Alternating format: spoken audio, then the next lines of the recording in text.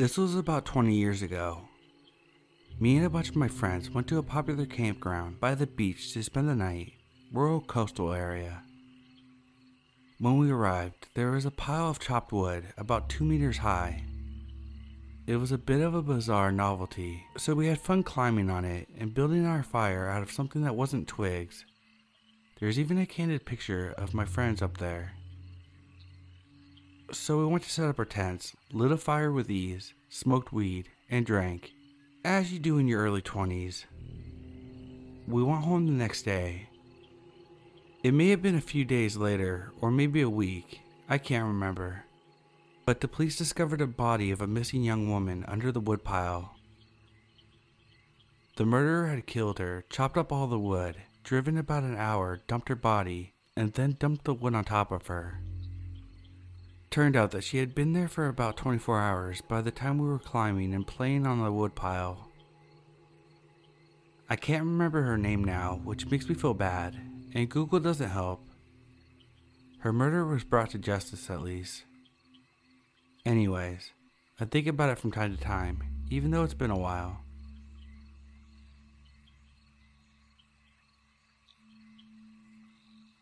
I was camping in the dead of winter in the Northeast with my scout troop. It was only about 20 degrees out at night.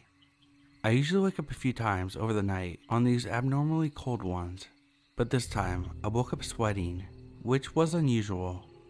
And when I sat up, I heard something rustling not too far away from my tent. Me, being one of the oldest, got out of my tent to investigate. I had a knife, a hatchet, and a flashlight. I heard something crash, but didn't see anyone. I checked the 5 tents around me, and everybody was asleep. I checked the 15 little scout tents, and everyone was there. I checked the adult tents, and everyone was there too. It freaked me out so much that I didn't sleep for the rest of the night. In the morning, when I left my tent, I checked the snow around my area, and there were footprints of boots bigger than mine, all around my tent, and around the shrubs near it. There was also a huge spot in the snow where you could tell that someone dove down and hid behind the shrubs. Needless to say, there was someone that I didn't know who had bigger feet than I and all the scouts and leaders, and it was in our campsite. I always set alarms for 1 hour now. I do campsite sweeps from now on. Edit. When I checked the tents, it took me about 5 minutes, and there was snow and sticks everywhere. So there's no way anybody could have got into their tent without me seeing.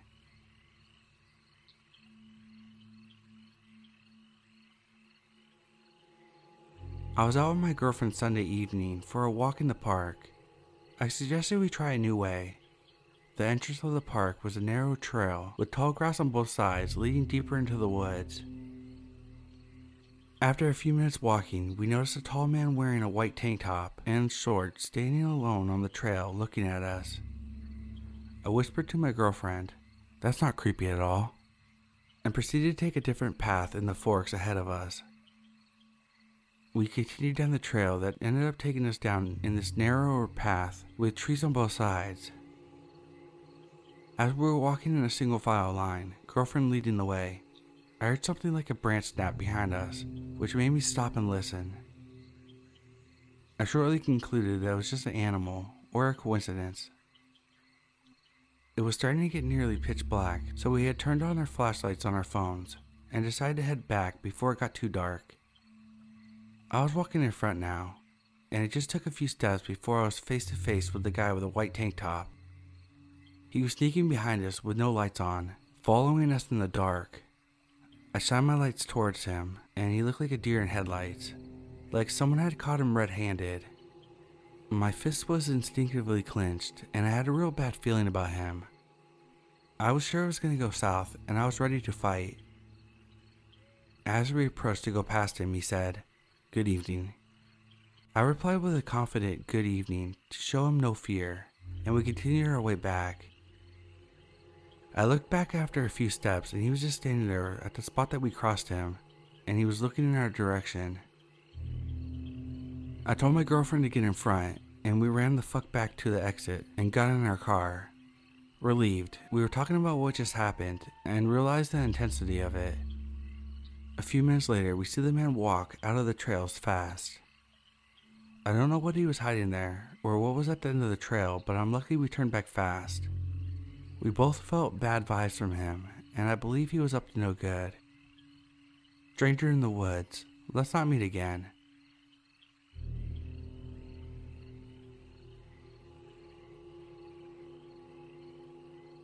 So I want to share this creepy encounter with you guys.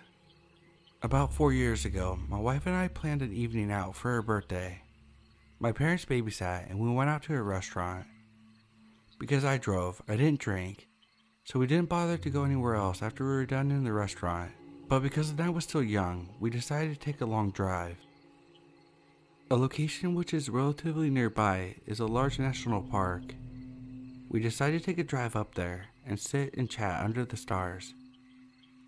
When we arrived there, the country roads were dead. I found a nice open parking area to pull the car up in. We started making out and things carried on until we began having sex. At no point did either of us leave the car. As we were doing the deed, headlights lit up our vehicle. Instantly we were like, "Oh God, there's somebody driving by. I hope they don't see what we're doing." For me, it was an instant turn-off, so I quickly pulled up my trousers and ceased. I thought the car was just a fellow traveler passing by, but to our surprise, the car pulled into our area and began circling us. I put the keys in the ignition and said, "Let's go." I drove out of the car parking area onto the road back to the main connected road. The car followed. Once we were on the main connecting road, we could see the make, model, and color of the car that was now following us. It was a dark red Ford. I drove quickly but not recklessly. The car matched my speed and was right up my ass. Neither of us were 100% sure if we were just being paranoid or if this car was really meaning to follow us. So I said, "I know what I'll do. I'll pull off at some random turning to see what they'll do." So I put my foot down, and after a few hundred yards down the main road, I made a late left turn down a narrow side lane. I pulled up after a while on the side road, stopped and turned off my headlights, and watched in the rearview mirror to see if the red Ford carried on straight on the main road or if it turned off. After a few seconds, there he was. He had turned off and is now coming down the narrow lane towards us again. At first we were blinded by the headlights, but I was sure it was him. My wife said, "I don't think it is the same car, you know?" I said, it is, look." As he got closer, it became apparent that it was the same car, so I drove further and further, and luckily found a big space enough to turn my car around. I spun around and back on the main road again. He followed. Now back on the main road for the second time, I now decided to speed. As I was heading towards the built-up city center, he kept behind me the whole way. Eventually, we stopped at a red light, and he was right behind. I looked in my rearview mirror and saw his face. To this day, I can still remember his face. A middle-aged, slightly tubby man with glasses and thin gray hair. At this point, I was freaked out. We both were. I said to my wife, "I'm gonna keep driving and try to lose him, but I'm not driving home, so he doesn't know where we live."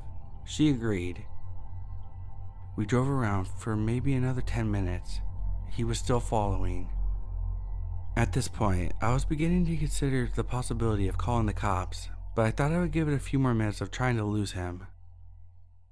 Thankfully, a few streets later, he turned off and was never seen again. I know it's a real possibility that he may have been a dogger. Not sure if this is a thing in America, but it's basically where strangers meet other strangers in the wilderness to have sex. But if he was a dogger or thought we were doggers, then surely he would have understood that we weren't interested when we actively drove away. The fact that he followed us into a built-up city for 25 minutes or more makes me think that he had more sinister intentions. What do you think? To this day, it's still the wildest moment of my life. So, this will probably get lost in the subreddit, but whatever. It's a story I didn't share to many, because I guess it isn't as creepy as it gets, but I'll never forget it. My best friend and I lived near a forest, or more like woods with a little river. We as kids loved to go there after playing video games. One time we went there because we were bored. It was a sunny day, but I don't remember the month. I was around 11 or 12 at the time. We were in the forest and throwing rocks into a teeny river, just walking and talking. As we were just walking, I felt observed like never before. I asked my friend if he had the same feeling, and he told me that he did in fact. We looked around until we saw a stranger.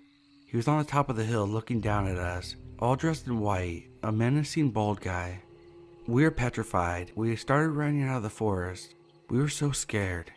I never ran so fast in my life. I was shitting my pants. He had no reason to be there, just looking at us. He could have said something, but he didn't say a word, and we just stared at him for like 10 seconds, scared as we were. I had no idea who this guy was or what he wanted, but I never went back into those woods ever again. And what is most weird in the story is, after that, I felt like I was being observed for a very long time at random moments, like while in bed.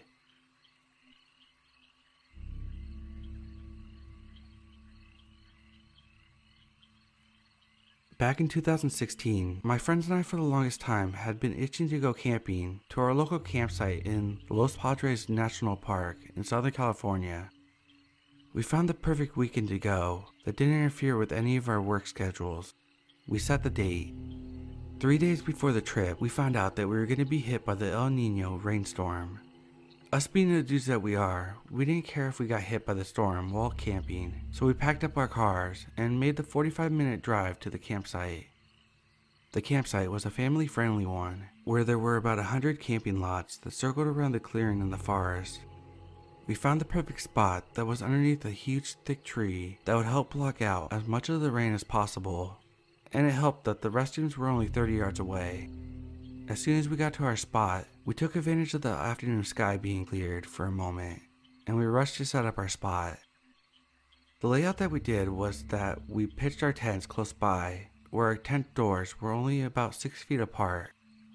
The reason why we did this was to combat the rain, and in order to combat the rain, I brought a 30-foot by 30-foot thick blue canopy tarp that I threw over to cover us from the rain above, and the rain that would have been running through the ground. It was a genius move on my part. But whenever you would walk around the tent, you'd be making so much noise from the crunching of the plastic tarp. Hours passed and we were around the campfire. It was late into the evening, and this was the first time I noticed that there were barely any other campers. They were mainly camping in their RVs, like the fake campers they were. Honest opinion, they were the smart ones, unlike my friends and I that were sleeping out in 2 small tents, with our only protection being a blue tarp. I was getting tired from the long day of work and decided I was going to go off to knock out. My friends followed my lead as well.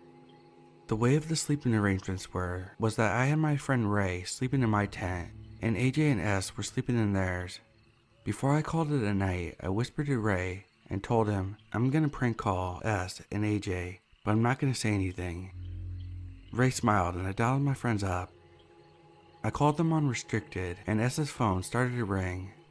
Both of them, being the way that they are, got timid very easily when he said to S, "Who's calling you this late at night?" "I don't know. They called me on restricted. Are you gonna answer?" "Of course not." Ray and I were holding in our laughter as they ignored our call. I decided to do it one more time. Once their phone started ringing, they started freaking out once again and said, "Who is it this time?" "Same person, I think. I'm gonna answer." As they did answer, S said very shakily, "Hello?"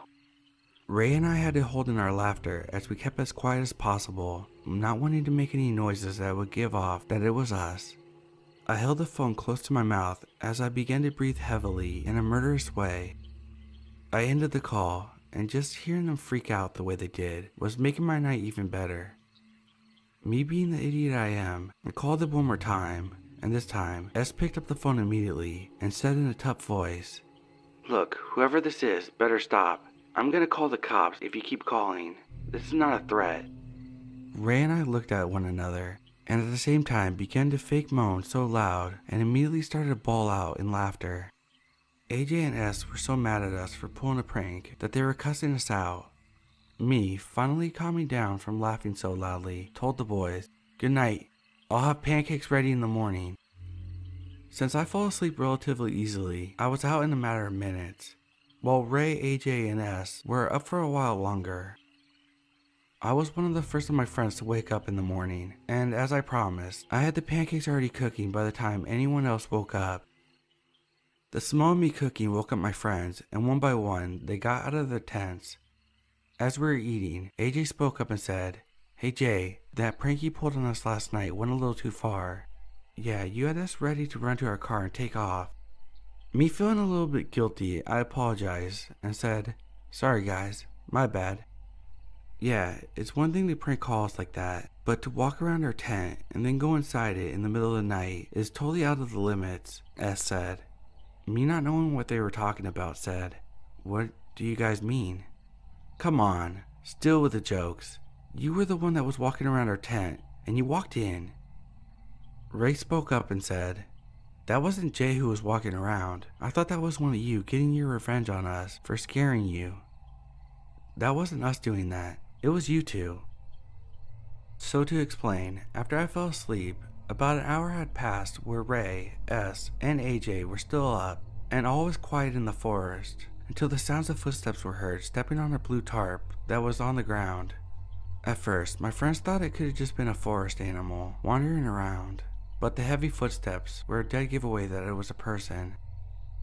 As they described, the person was walking all around the tents, making constant figure eights. The person would place their fingers on the fabric of the walls and run them up and down. The footsteps finally stopped after a couple minutes, right in between our tents. The three of them were already having their hearts pounding out of their chest. It was silent for a long minute until the sound of the tent zipper being slid open. As AJ says, the tent door was only opened halfway, and it was too dark to see anything clearly. But in the darkness, both S and AJ saw a silhouette of a man pop his head into the tent and look at both of them. AJ and S faked being asleep the entire time, but kept their eyes locked on the man. The man then opened the tent fully and walked inside the tent, just standing at the entrance. He didn't say a word or do anything, just watched both of them laying there in their sleeping bags. After the longest minute ever, the man just turned around and stepped out of the tent, and his footsteps were heard walking away, disappearing into the night. The entire time that this was happening, S and AJ thought it was either me or Ray, and Ray thought it was either AJ or S doing this. Back to us arguing back and forth at the breakfast table, we were interrupted by a man walking to our campsite. He said, "Good morning, boys. How did you four sleep last night?" This man spoke in a smoker's voice, as if he had been smoking for all of his 45 years of being alive. He wore a dirty, sweat-stained white t-shirt that looked more gray at this point, and his blue jeans looked like they had never been taken off. He smelled like liquor, not a good sign at 8 in the morning, and his words were just mumbling around. We didn't say a word to the guy, as he then asked us if we had any cigarettes to spare. I said that we didn't smoke, and he said, "Oh well, if you boys want to visit me in my RV, just stop by any time." The man continued to walk away towards the restrooms, and after he was done using it, he walked back to our campsite. He didn't say anything this time, but he looked at us and gave us a nearly toothless smile and walked back to his RV. I took note of his RV, as it was the only RV that stuck out as being dirty and more run down than the others. We quickly summed up that this was the person walking around our tents last night, and S and AJ now remembered that they smelt liquor from the person who was standing in their tent. We all agreed that we would keep an extra eye on this guy, and if he did spend another night, we would most likely report him to the park rangers if he tried anything else. When it was around lunchtime, the man came back, not to use the restrooms, but just to talk to us. "So, are you boys interested in buying an RV? You all can check it out right now and see if you want to buy it. I don't need it anymore since my wife left me. Just check out the inside of the RV." "No, we are good, sir," I said with a visible threatening tone. The man seemed to notice this and walked away. The man did end up leaving a few hours before sunset, but the entire time he was there, he kept glancing at us. The man had the RV about 50 yards away from us, and I noticed that the restroom was next to his RV. Why did he make the effort into walking way over to our campsite to use our restroom? Also, why did he even use ours if RVs come with restrooms installed in them? Whatever this man wanted, we were just glad that we were able to enjoy the rest of our weekend.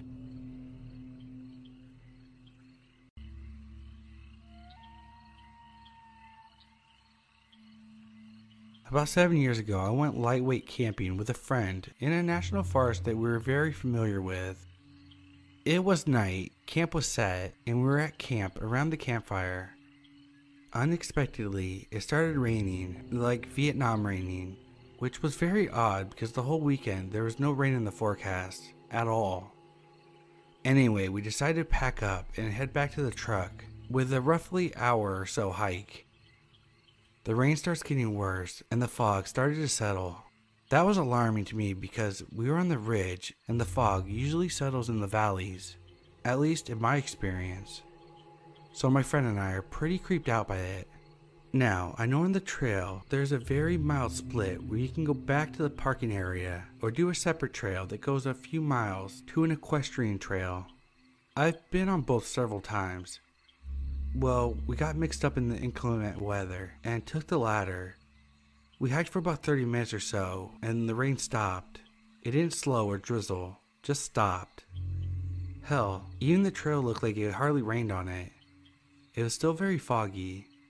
Both of us know we weren't in the right spot and something wasn't right. It was the hair on the back of your neck standing up kind of fucked up. We came down a hill and out of the thick fog somehow, and before us was a dirt road. It had trees lining it and went on for as far as our flashlights reached. The temperature had to have dropped 20 degrees. It was fucking insane, and everything about this area, which I knew did not exist, filled me and my buddy full of dread. I can't explain how absurd and unnatural this place was. The only feeling for me I can specifically nail down is that I did not belong there. So instead of being normal ass white people and investigating and dying, we decided to turn the fuck around and go home. Uneventful walk back, but when we left that area, it was back to rain, mud, and fog. I know for a fact this place where we were doesn't exist, not only from the memory of these trails, but also from Google Maps and investigating. Absolutely nothing like what we saw, so what the fuck was it? Where were we? And how do you explain it? No idea. I've even been back on those trails, albeit in daylight. Never saw that place again. This experience turned me onto the Missing 411. Very interesting books, movies, and YouTube videos about bizarre weather phenomenon with a mix of supernatural, eventually leading to a missing persons. It gets even more weird. Last year I started dreaming about the place and being there. I don't know, like a calling to it maybe. I called my buddy, who had moved away at the time, and told him I had to tell him something. He said, "Bro, I've been dreaming about that place too." I in no way hinted at what I was gonna say. It was terrifying and we decided we have to go back. He has moved back now and we're planning another trip to camp off the trail close to the place and we're gonna investigate.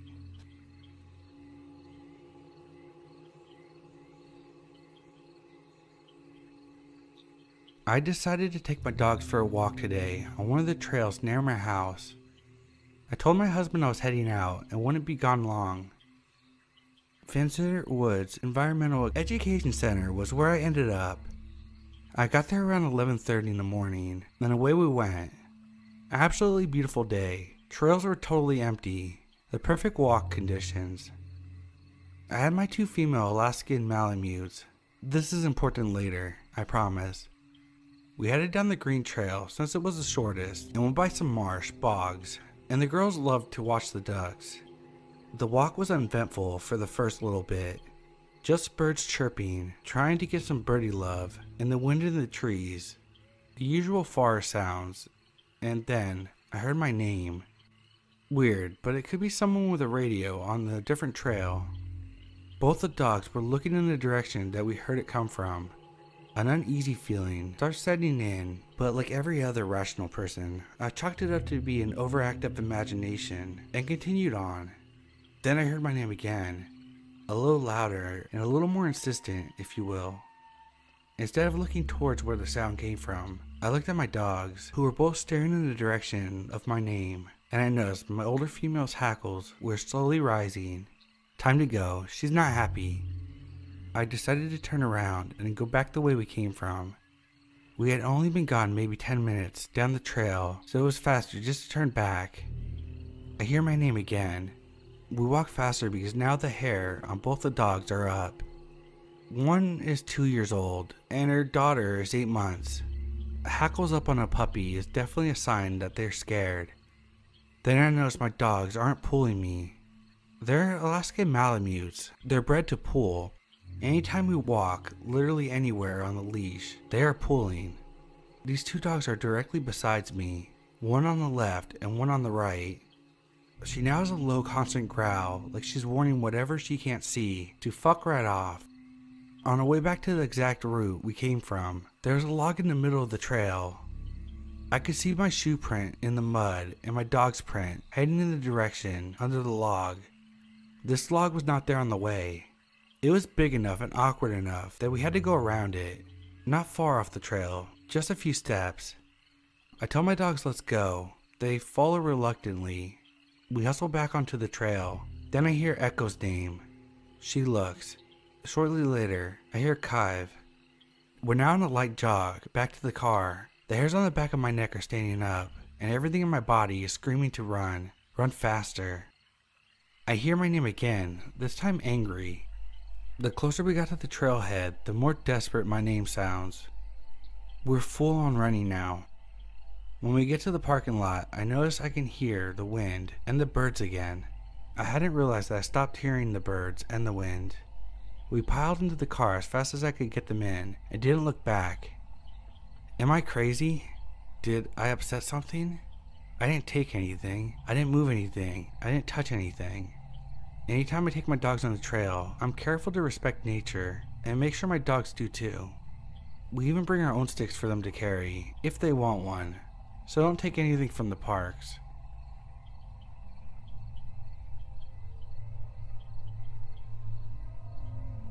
Okay, so I'm not a conspiracy theorist or believe in ghosts of such, but this is, I promise, a real story that happened to me in the woods as a 14-year-old. So as a kid, my dad and I would walk in the cool locations in the forest with our family. The area we frequented a lot was nicknamed the Blue Lagoon. The area was immensely dense and people used to camp there way back in the 70s. Long story short, we were walking in the forest. My family was in front and I stayed back a little because I was looking for small ponds because it had a weird color. As I turned around, in the distance in the forest was something black, human shaped, and was running through the forest. Note, the forest entrance only had one road to access, and we parked at the end of the road and no cars were around it. I quickly panicked and ran towards my parents. I told them and everyone was spooked out and got back into the car and we just went home. The forest was cut down a couple years later. After watching a couple 411 cases, it made me remember that event. Edit. Okay, so I just spoke on the phone with my dad. He remembers it and said the reason why everyone was spooked because when he was 14, he was in the same spot having a picnic with his Nana. All of a sudden she said get in the car and everyone ran to the car. And he said he could see a black figure of a tall man running through the forest. And apparently the area had many sightings.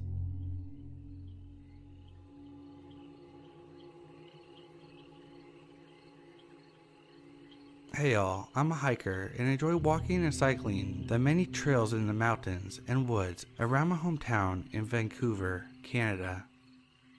I usually stick to the same trails, so the areas are always familiar. However, once in a while, I get a gut feeling that the woods are different. It's hard to describe, but something in the woods just feels off. Like they've changed in some weird way from the last time I was there. Almost as if the trees have moved, even though they haven't. It feels pretty eerie and I usually get creeped out. This has happened to me about 10 times in Vancouver, usually in the North Shore Mountains, and also in the trails near UBC. I had also had this happen to me in Southern California, hiking the trails near my boyfriend's house outside of San Diego. I'm a pretty skeptical person and don't really believe in supernatural stuff, although I find it interesting. My skeptical explanation is that sometimes I hike at different times of the day, so the shadows from the sun are in different spots than I'm used to, making everything seem off. Not sure why this makes me feel so eerie though. That being said, this feels a lot like what I've seen described on the sub and in the documentaries, so I'm curious what thoughts you might have.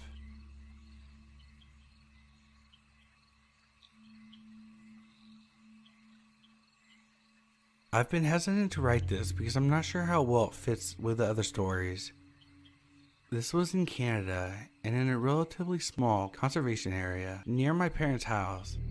It was 3 years ago. I just finished my college program and moved back home with my parents while I looked for a job in my field. My parents have a Springer Spaniel who I would take on long hikes through the conservation area their house backed onto. The area has lots of trails. Most are small and stick to the less dense forest, but I, being familiar with the trails from growing up so close to them, didn't follow the markers and instead just usually head over the little bridge into the deeper woods. Since I rarely run into people past the bridge and my dog is well trained, I let her off the leash. I usually listen to a podcast and alternate from running to walking to get some exercise. I've never felt scared in the woods. There are some coyote sightings, but they're rare, no bears, and definitely no big cats. This day started like any other.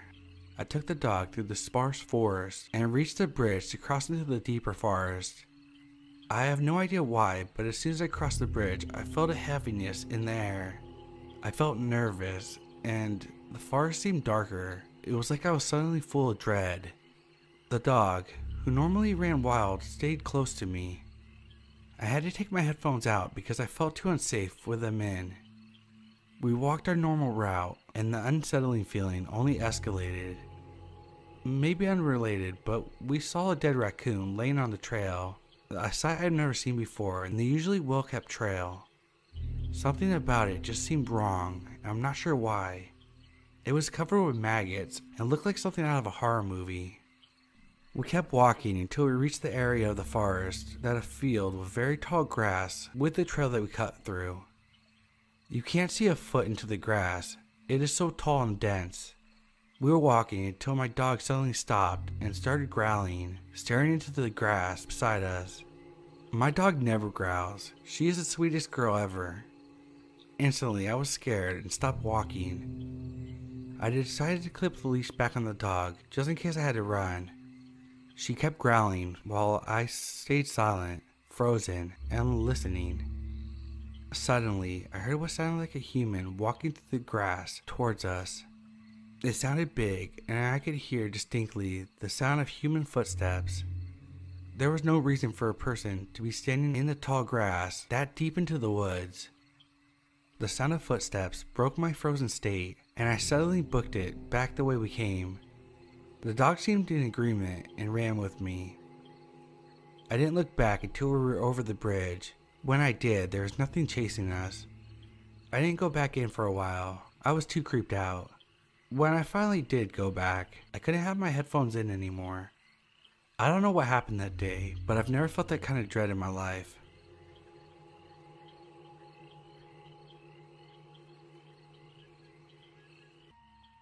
My partner and I have become avid campers since our time together. We don't go anywhere too extreme and opt for well-traversed campgrounds, as we love meeting and getting to know the other campers. One of our favorite spots is a man-made quarry, turned private fenced-in campgrounds that boast around 3,000 campsites in rural Ohio. This incident happened at that campground, September 28, 2019. We brought our camper instead of our tent gear, but were stuck up by the front with all the other RVs and pulled behind campers. We were bummed, but since we love spending time in the woods, we opted to spend most of the weekend hiking through the woods and visiting other campsites.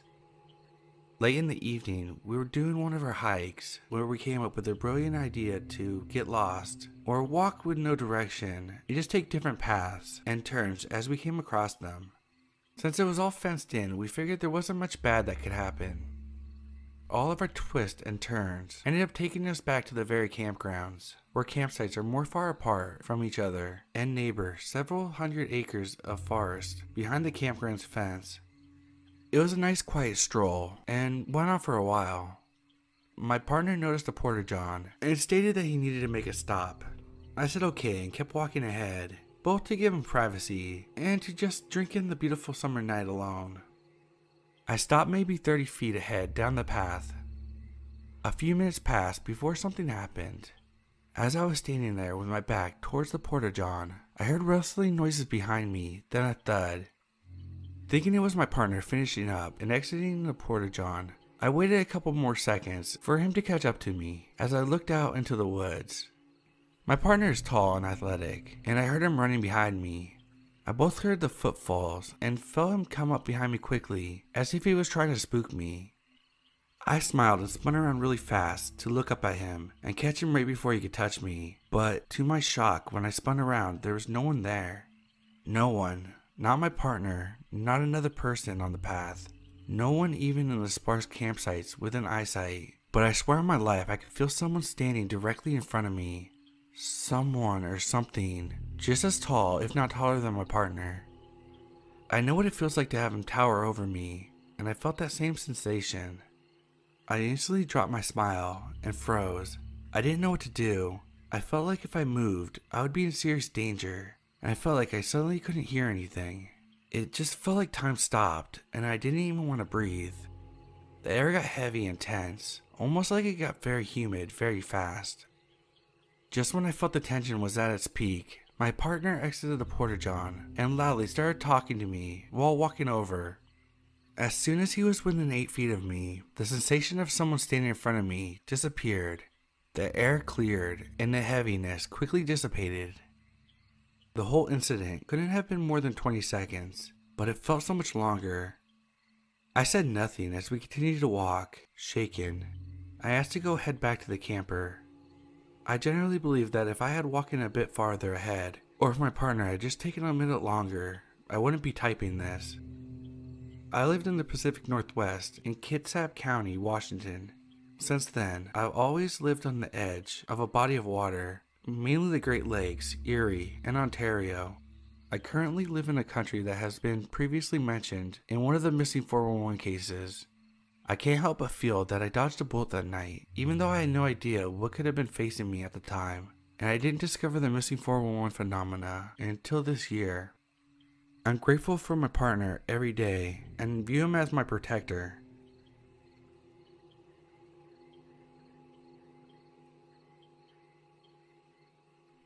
Hi all, I ran into Pilates' work a few months ago from a YouTube video that mentioned him in Missing 411. I've yet to read his books, but I've seen his movies, and had a deep dive on his YouTube channel to learn some more. A common component from people's experiences seems to be an inexplicable feeling of foreboding or of being watched. I had experienced something along those lines when I was hiking in the Alabama hills 2 years ago. I've never spoken or written about this experience before, and I'm honestly struggling to make sense of it. I was on my way back to California from 2 weeks of camping, sightseeing in Wyoming, Montana, and Idaho. I wanted to camp in the Alabama hills before driving through Yosemite and back to my home in the Bay Area. However, I spent the night before camping in the Antelope Island State Park in Utah. Then I did some shopping in Salt Lake City before I decided to take the Highway 50, the loneliest highway, through Nevada, and then a quick drive through Great Bison National Park before crossing the border into California. By the time I got to the Alabama hills, it was dark, and I didn't want to mess around with trying to find a campsite in the dark, unfamiliar terrain, and I really wanted a shower, so I decided to get a motel room for the night in Lone Pine, California. The following morning I was up before the sun, figuring there'd be some spectacular sunrise photos to be had from Alabama hills. After driving around and taking pictures, I thought I would go for a hike to stretch my legs and exercise the dog for a bit before the long drive to Yosemite. There's an arch formation that didn't seem too far off the hike, so that was my intended destination.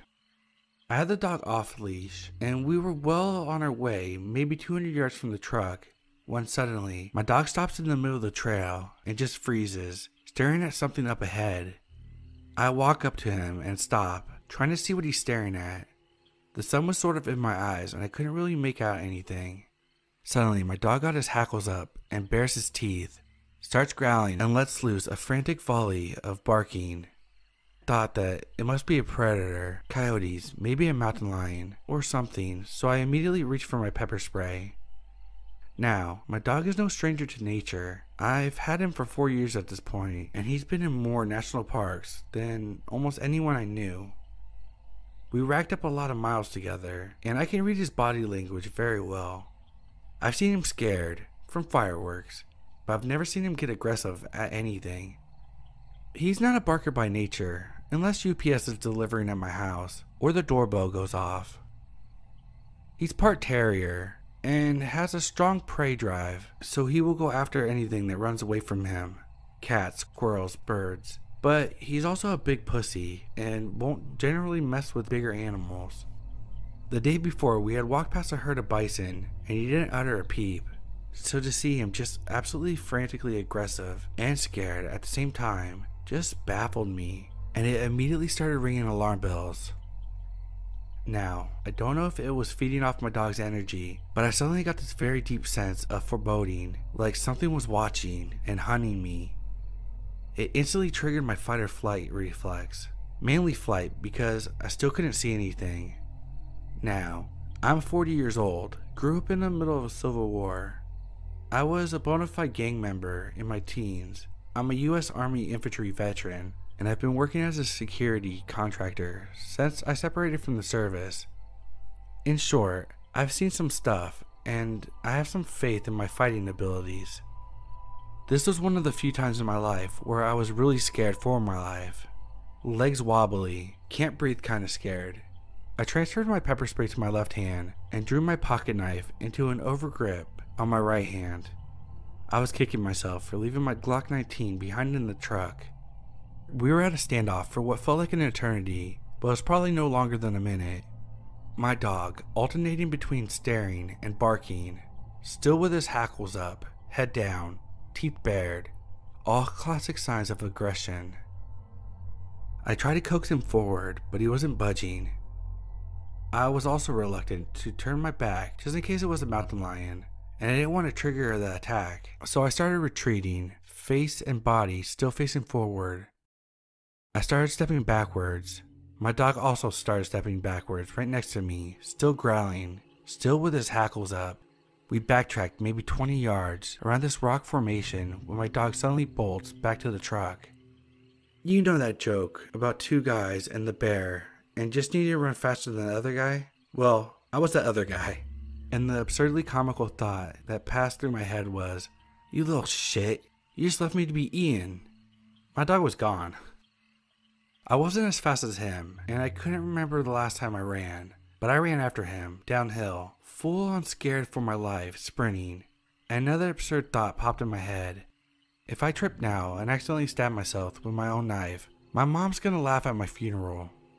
Finally, the terrain opens up, and I can see my truck and my dog stopped and looks back at me, no longer in an aggressive posture. So I come to a stop and turn around, ready to fight whatever was chasing me. Nothing. Not a damn thing. I've never told the story to anyone else because it makes me sound like a big pussy, but the fear was very real. Even just typing this up and recounting this, I'm getting shivers and that tingly feeling, and I probably have elevated blood pressure right now. I've never seen my dog act that way before, so maybe I was just feeding off his energy and his fear transferred to me. I don't know. I can't explain it, but it's one of those few times in my life that I felt like prey. I don't go unarmed in nature anymore. I do have a license to carry, but very often when I'm out there, I didn't bother to carry a firearm. Prior to this incident, I thought the biggest threat I would encounter were other people, so I usually only carried in urban situations. Not that there's no bad people in the wild, but I figured the odds were in my favor. Not anymore. I'd probably carry an AR pistol with drum mags the next time I go hiking way out there.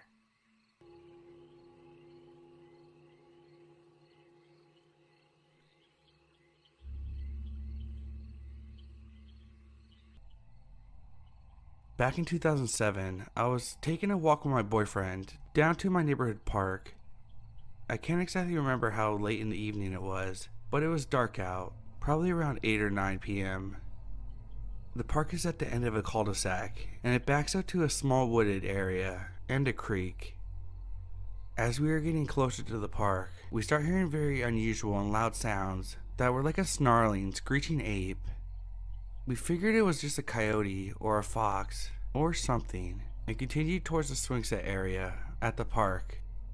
We sat down at a bench facing the wooded area when we started to hear those noises again and branches snapping. In the direction of the noises, we saw a treetop violently shaking as if a huge animal was on it, but we couldn't see a figure or anything at all. It was as if what we were looking at was an invisible force. I wanted to take a closer look, but my boyfriend pulled me away, and we started walking back towards the street. We stopped under the streetlight and listened some more. Then we watched the trees motion jump from the trees behind the swing to a completely different side of the park. A different treetop was shaking, and we could hear the branches snapping and the weird animal noises coming from it. Never thought I would share this experience. I'll always wonder what it was.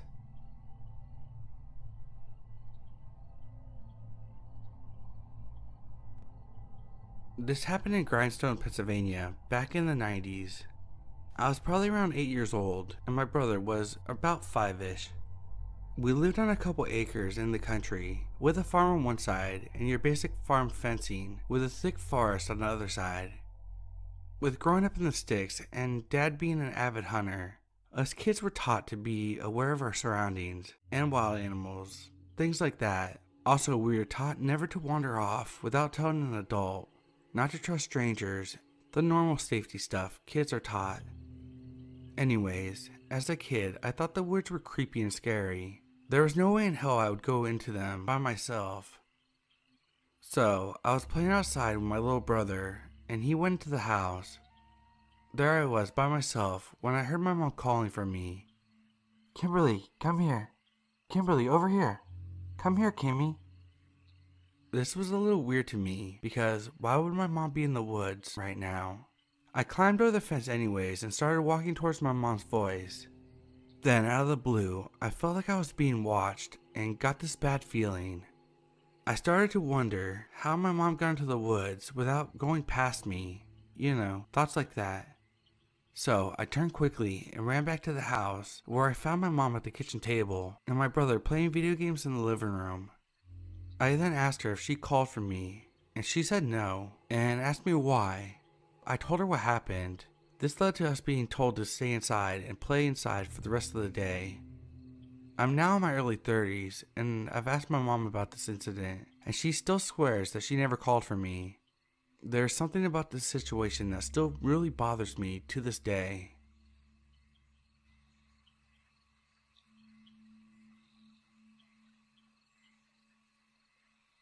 Hey all, I'm not going to provide the exact location for this, as this happened on the trail that my mom and I walked the dog on every day for the last 10 years.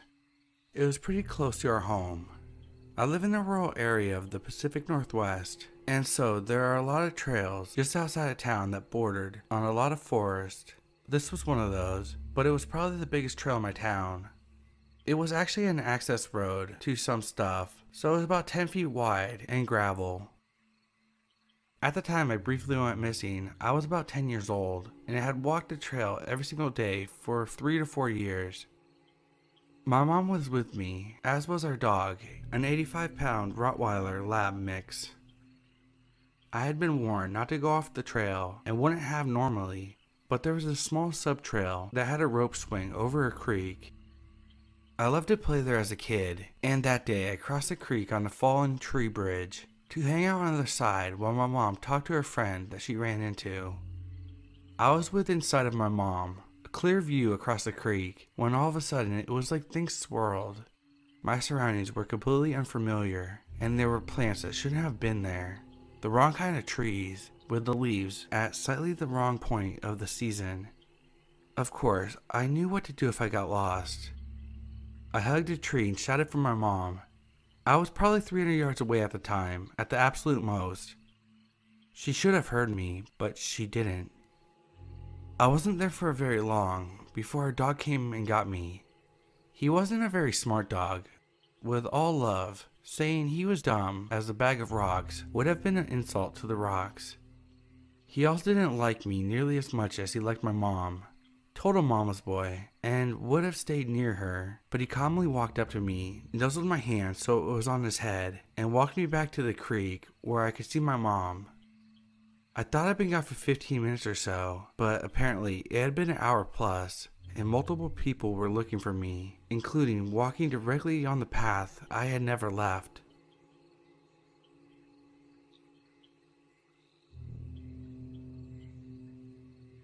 I'm not sure if this is the right place, but I've held this story in for the last 6 years because it sounds crazy, and I got told not to talk about it.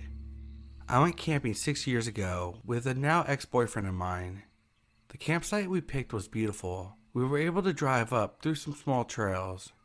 The spot we picked was next to a hiking trail that weren't very far from the natural hot springs and a huge waterfall. We were in the middle of nowhere. Absolutely no one was around us. We set up our camp next to the car, went hiking, soaked in the hot springs, came back and had dinner. It was all very normal until we woke up the next day. I need to give some context of how we slept that night so you can understand my confusion. Before we went to sleep, I put our food cooler and stereo that we had brought into the car and locked it. I put the keys in my front pocket of my backpack and put the backpack next to my sleeping bag on the far side of the tent, away from the door of the tent. My boyfriend at the time slept nearest to the door of the tent with his gun next to him. We woke up in the morning and I felt fine. I slept hard from the inside of the tent and everything seemed normal. When we got out, our campsite was absolute chaos. The fire pit we had made was ruined. The cooler had been thrown and the food was scattered all over the place. The stereo was smashed to pieces laying next to a tree. All the car doors were open, including the trunk. We stood there for a minute, in silence, just taking everything in. The woods felt off now. It was quiet and not the beautiful campsite that we saw yesterday. Everything about those woods felt wrong now. My ex accused me of not locking the car doors the night before and that an animal had got to our stuff. I promised that I locked it and went in the tent to grab the keys from my backpack, but they weren't there. I found them later on the ground right next to the car. We quickly threw everything into the trunk and left. My boyfriend was quiet and wouldn't talk to me about what just happened. He finally spoke when we were almost home and told me that he had a dream the night before about someone kneeling over him in the tent, holding his gun, and just staring at him. When I tried to ask him more questions, he got quiet again, and said he didn't want to talk about it and that we shouldn't talk about it anymore either. I try to forget about it, but I just can't. Something really wrong happened to us in the woods that night.